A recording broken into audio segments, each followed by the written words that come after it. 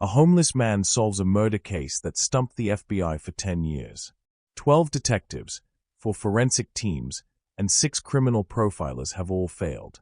3 families wait for justice while the killer walks free. What does Marcus Webb, a man who sleeps under the Roosevelt Bridge, know that America's finest investigators missed? Before we continue this incredible story, please hit that subscribe button right now. Like this video and comment below where you're watching from. Now let's see what happens next. Chicago, Illinois, October 2019. The wind cuts through Grant Park like a blade, carrying the scent of Lake Michigan and desperation. In a glass tower overlooking the park, FBI Special Agent Jennifer Morrison hasn't slept in 63 hours. The bags under her eyes tell a story of failure that keeps growing darker. 3 young women. 3 unsolved murders. 10 years of nothing. Agent Morrison leads a task force of 12 decorated agents. Behind her stands Assistant Director Robert Chen, a man who's solved 47 serial cases in his career. Behind them, 3 families who've aged a lifetime in a decade. Sarah Mitchell's parents, once vibrant professionals, now look hollow. James and Patricia Rodriguez, who divorced under the weight of their grief. The Thompsons, who started a foundation in their daughter's name but still wake up screaming. The Lake Shore killer struck in 2009, 2011, and 2014. 3 college students, all found near the waterfront, all with identical injuries, all discovered exactly 72 hours after they vanished. Then, nothing. Silence. For 5 years now, silence. The FBI has spent $4.7 million on this investigation. They've pursued 347 leads, interviewed 1,200 people, analyzed 50,000 hours of security footage. They've brought in Dr. Catherine Wells, forensic psychologist who profiled the Zodiac copycat Marcus Freeman, geographic profiler who mapped the Atlanta child murders, their entire behavioral analysis unit from Quantico. All of them found nothing. Dr. Wells spent 6 months building a profile, male, 35 to 50, works in healthcare or emergency services, military background, lives alone. They investigated 89 suspects matching this profile. Dead ends, every one.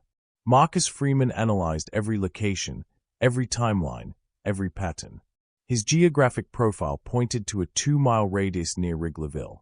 They canvassed 4,000 residents. Nothing. The forensic team found no DNA, no fingerprints, no fibers. It's as if a ghost committed these crimes. Mrs. Mitchell holds her daughter's college sweatshirt every night, unwashed, because the scent is almost gone now. Mr. Rodriguez drinks alone in his apartment, a gun in his desk drawer that his ex-wife doesn't know about. Agent Morrison's marriage ended last year. "You care more about dead girls than your living wife," her ex-husband said. He wasn't wrong. The pressure from above is crushing. The FBI director wants results. The families want answers. The media wants blood. And Morrison has nothing to give them. Marcus Webb, 54 years old, wakes up as the sun rises over the Chicago River. His sleeping bag is military grade, one of the few things he kept from his other life. His cot contains everything he owns: 3 changes of clothes, a first aid kit, 14 notebooks filled with careful handwriting, and a pair of binoculars he found in a dumpster. Marcus was Army intelligence, 2 tours in Afghanistan. He was good at patterns, good at watching, good at seeing what others missed. Then an IED, a medical discharge, PTSD that the VA couldn't quite fix, and a slow slide into the streets. That was 7 years ago. Now he lives under the bridge and watches. Always watching. It's Tuesday morning when Marcus helps Mrs. Chen find her cat. She's been putting up flyers for 3 days. Marcus studies them for 5 seconds. "Your cat's not lost. Your neighbor in 3B has been feeding him. I see him on their balcony every afternoon around 2 p.m. Orange tabby, white paws. That's yours, right?" Mrs. Chen stares. "How could you possibly?" "I sit across the street. I watch. People don't notice me, but I notice them." She gets her cat back that afternoon. She brings Marcus a hot meal and $40. He takes the meal, gives back the money. Agent Morrison is stuck in traffic on Columbus Drive when she sees it. A homeless man helping an elderly woman find her cat. She's about to look away. She's got real problems, real cases, when she hears him talking. I watch the patterns. Every day, same time. The cat goes to the same balcony. Patterns. Morrison has been doing this long enough to recognize when the universe is sending her a message. Or maybe she's just desperate enough to manufacture meaning from coincidence. Either way, she pulls over. She approaches carefully. The man is weathered but clean. His eyes are sharp, intelligent. There's something military in the way he stands. "Excuse me. I'm FBI Special Agent Jennifer Morrison." Marcus looks up, unsurprised. "I know who you are. I've seen your picture in the papers. The Lakeshore case." She blinks. "You follow the news." "I watch everything." He gestures to the bridge. "Not much else to do. I've read every article about those 3 girls. You're looking in the wrong place." Morrison's first instinct is to walk away. This is insane.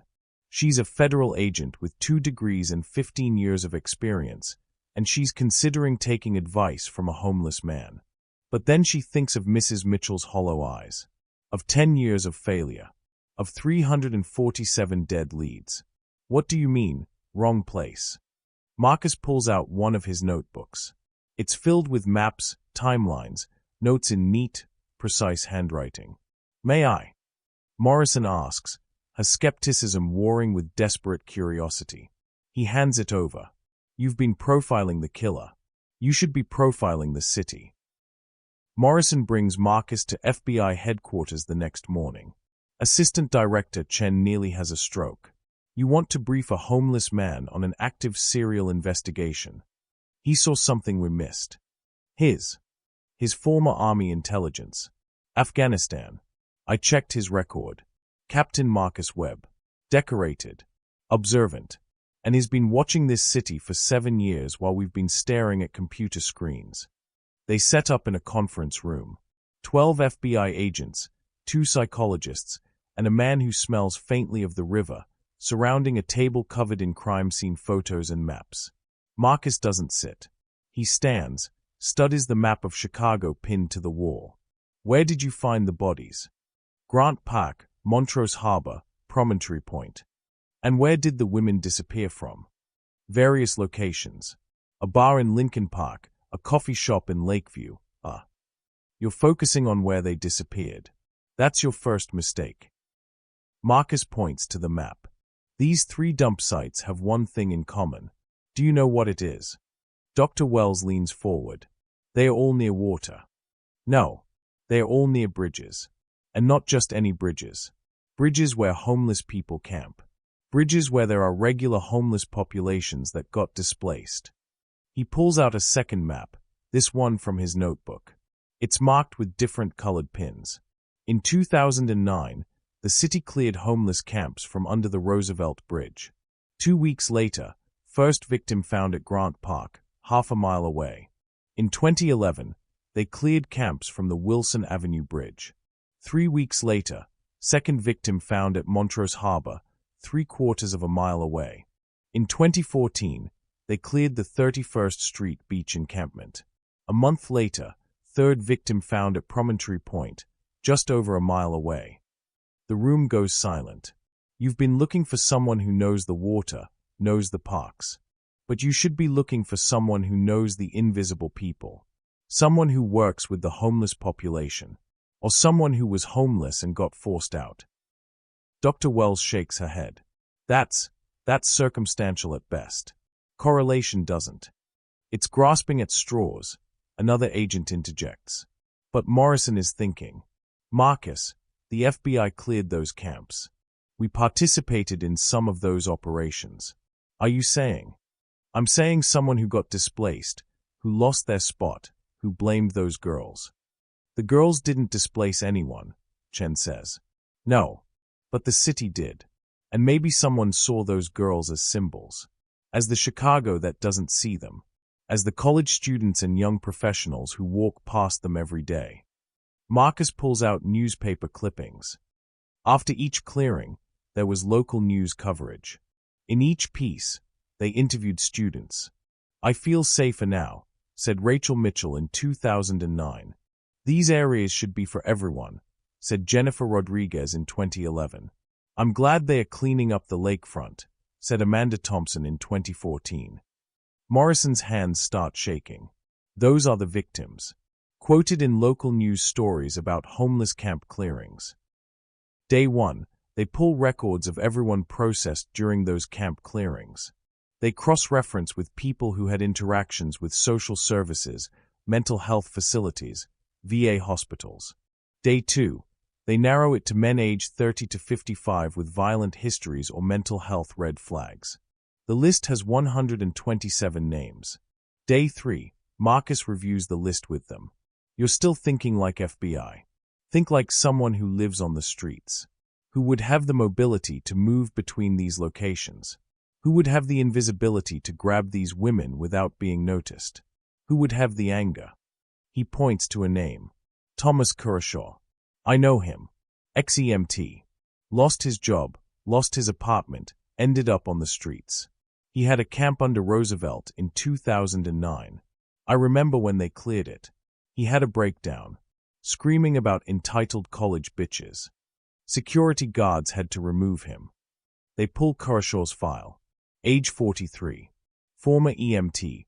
Fired for substance abuse in 2008. Arrested twice for public intoxication. Last known address, none. Current whereabouts, unknown. But Marcus knows where to look. There's a network. People talk. Give me 2 days. 72 hours later, Marcus walks into FBI headquarters with an address. A storage unit in Bridgeport. Kershaw's been living in it for 5 years. The raid happens at dawn. Morrison leads the team. They breach the storage unit door to find Thomas Kershaw inside, surrounded by newspaper clippings, photos of bridges, photos of young women, and in a locked footlocker, jewelry from all 3 victims. The DNA comes back in 6 hours. Perfect match to skin cells found under victim 2's fingernails, so degraded they couldn't get a profile before, but with a suspect, they can confirm. Kershaw confesses within 2 hours. He says exactly what Marcus predicted. The girls in the newspapers. The entitled voices. They represented everything that had discarded him. Morrison stands in the observation room, watching Kershaw through the glass. Behind her, she hears Assistant Director Chen's voice, thick with emotion. 10 years. 10 years, and it took a homeless man 5 days. They call the families at 11 p.m. Morrison hears Mrs. Mitchell sob into the phone. Real sobs, not the hollow cries she's heard for a decade. These are sobs of relief, of closure, of finally being able to breathe. The FBI director calls personally. There's talk of commendations, of press conferences, of finally giving these families peace. But Marcus is already gone. He left the building before the confession, before the celebration, before the accolades. His back under his bridge when Morrison finds him at midnight. Morrison won't let it go. The FBI sets up a trust fund. The families each contribute. There's $250,000 waiting for Marcus Webb. An apartment. A job as a consultant. Anything he wants. 3 days later, Marcus finally takes a meeting. Morrison, Chen, and all 3 families are there. "I don't need your money, but I need your help." He pulls out his notebooks. 14 of them. 7 years of observations. There are 12 missing persons cases in Chicago. Cold cases. People no one is looking for because they are homeless. Because they are addicts. Because they don't have families with resources to push for investigations. I know where 6 of them are. I've been tracking the patterns. But no one will listen to a homeless man. The room is silent. I want to help find them. And I want to train others like me. Homeless veterans. People with military or police backgrounds who ended up on the streets. We see things you can't. We're invisible, so we see the invisible. Week 1, Marcus moves into a small apartment in Pilsen. The FBI brings him on as a special consultant. He showers, shaves, looks almost like the army captain he used to be. But he still spends his days on the streets, just now with a purpose and a paycheck. Month 1. Marcus's observations lead to solving 2 of the 12 cases. 1 missing woman found alive, being held by her abusive ex. 1 body recovered, giving a family closure they'd been denied for 3 years. Month 3. The Street Watch program launches. Marcus trains 15 homeless veterans in observation techniques. They become the FBI's eyes in places agents can't access. They are paid $500 a week. Each one. Some get apartments. Some choose to stay on the streets but now have purpose, income, dignity. Year 1. The program expands to 6 cities. Marcus speaks at the FBI Academy. He testifies before Congress about utilizing invisible populations for community safety. He's on 60 Minutes. But every morning, he still walks past the Roosevelt Bridge. Still nods to the people living there. Still remembers. Mrs. Mitchell starts a foundation supporting homeless veterans. She visits Marcus monthly, brings him photos of her daughter, tells him stories. "You gave me my girl back," she says. Not her life, but her story, her justice, her peace. Agent Morrison gets promoted. Her first act is to mandate homeless liaison training for all agents. If you can't see 20% of the population, you're missing 20% of the evidence. The Rodriguez family reunites. Not romantically, but as friends. They volunteer at Marcus's training sessions. Their daughter's death has meaning now. Thomas Kershaw gets life without parole. 3 consecutive sentences. But more importantly, his pattern is identified. 2 other cities find similar cases. 4 more families get closure. All because 1 man watched, and another woman listened. This story teaches us that expertise isn't always found in credentials. Sometimes the person with the clearest view is the one everyone else refuses to see. Marcus Webb didn't have a badge, a forensics lab, or a PhD. But he had something more valuable: 7 years of watching a city while that city refused to watch him. He had the humility to observe without judgment, the patience to track patterns without glory, and the wisdom to know that the invisible see things the visible miss. The FBI had $4.7 million, 12 agents, and 10 years. Marcus had a notebook, a bridge, and eyes that actually looked. Remember at the beginning when we asked what Marcus Webb knew that 4 forensic teams and 12 FBI agents missed? Now we know. He knew how to see what everyone else looked past. He knew that to find the invisible killer, you had to ask the invisible witnesses. 2 years later, Marcus Webb still walks past the Roosevelt Bridge every morning. Now he wears a suit and carries an FBI consultant badge. But he always stops. Always talks to whoever's sleeping there. Always asks if they've seen anything unusual. Always listens. Because he remembers what it's like when no one listens to you. And he knows that somewhere in this city, right now, someone everyone ignores is watching something important. Seeing something crucial. Knowing something vital. All they need is someone willing to hear them. What an incredible story. If this story moved you, inspired you, or taught you something, please subscribe to this channel right now. Hit that like button. And in the comments, tell us, what lesson did you learn from the homeless witness? Have you ever been underestimated? Have you ever walked past someone who might have changed your life if you just stopped to listen? Turn on notifications so you never miss our next inspiring story. And share this video with someone who needs to hear it today. Remember, the next person you overlook might be the hero of your impossible story. See you in the next one.